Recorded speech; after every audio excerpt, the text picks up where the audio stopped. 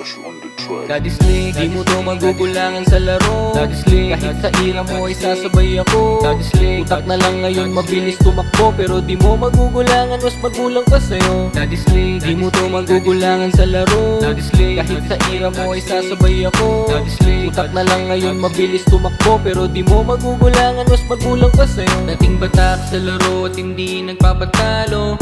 Sibak lahat sa amin ang dadayo. Ngayon nagpapapawis na lang para mag-ensayo at umalalay sa mga bagong simbol na manlalaro. Huwag hihinto sa laro, bawat kaldag.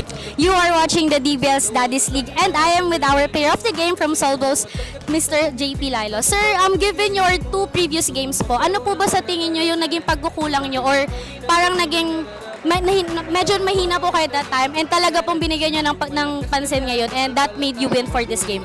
Actually, bago lang yung team namin, and at the same time, siguro nakapag-adjust na rin kami sa games after 3 games. So medyo nag-work naman yung play, at the same time, lahat is nag-step up.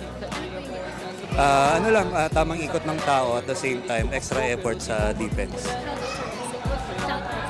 Shout out sa Soldats at sa coach namin, Coach Mark.